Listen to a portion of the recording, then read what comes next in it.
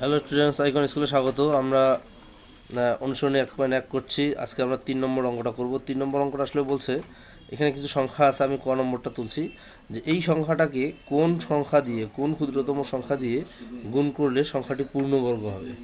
এমন একটা সংখ্যা দিয়ে গুণ করব যাতে গুণ করার ফলে সংখ্যাটি পূর্ণবর্গ হয়। তার মানে বলতে যাচ্ছে যে এই সংখ্যাটা কিন্তু পূর্ণবর্গ সংখ্যা না। এই সংখ্যাটা পূর্ণবর্গ সংখ্যা না। যেমন একটা সংখ্যা আমি বলি, এই যে এই সংখ্যাটা কি পূর্ণবর্গ সংখ্যা?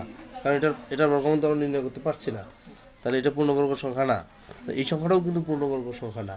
তো বলছে যে এই সংখ্যাটাকে এমন একটা সংখ্যা দিয়ে গুণ করতে হবে যেন সংখ্যাটি পূর্ণবর্গ সংখ্যা হয়। তো কি দিয়ে গুণ করলে পূর্ণবর্গ হবে সেটা বাইর করতে বলছে। এই যে এটাকে কত দ্বারা গুণ করলে পূর্ণবর্গ হবে সেটাই আমাদের বের করতে বলছে।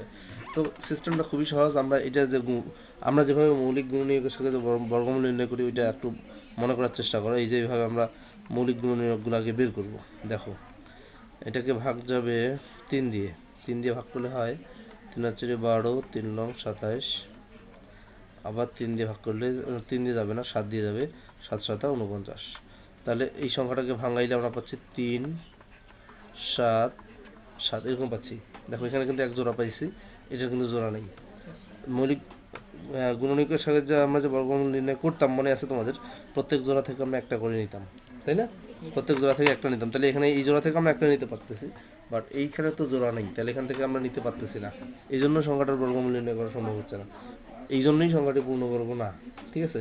যদি এই 3 এর সঙ্গে আরেকটা সংখ্যা থাকতো, আরেকটা 3 থাকতো, তাহলে কিন্তু আমরা সেখান থেকে একটা 3 নিতাম, সেই জোড়া থেকে একটা 3 নিতাম। আরেকটা 3 হলে কিন্তু এক জোড়া হয়ে যেত, তাই না?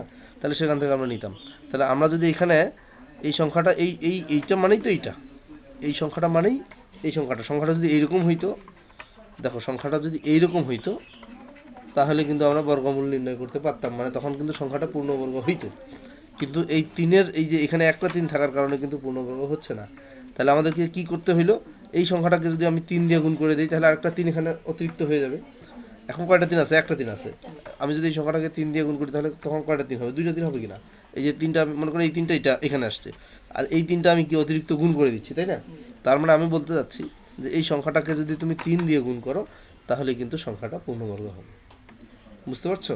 তাহলে কত দিয়ে গুণ করতে হবে? 3 দিয়ে। তার মানে এখানে যেহেতু 3-এর কোনো জোড়া নাই, 3 হইল জোড়াবিহীন। 3 কি? জোড়াবিহীন, মানে 3-এর কোনো জোড়া নাই। অতএব সংখ্যাটিকে 3 দ্বারা গুণ করলে, 3 দ্বারা গুণ করলে গুণফল একটি পূর্ণবর্গ সংখ্যা হবে। তাহলে উত্তর কত হবে? উত্তর হলো 3। কত দিয়ে গুণ করতে হবে এইটা বের করতে বলছে। তাহলে আমাদের গুণ করতে হবে কত দিয়ে? 3 দিয়ে। কি ক্লিয়ার?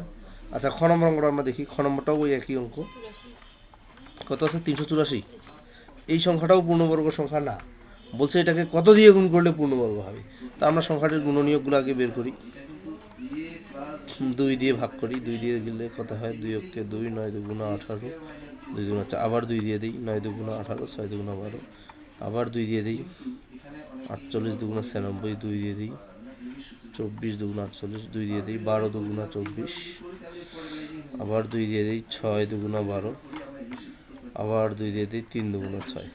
তাহলে এখানে কয়টা 2 আছে? 1 2 3 4 5 6 7টা 2।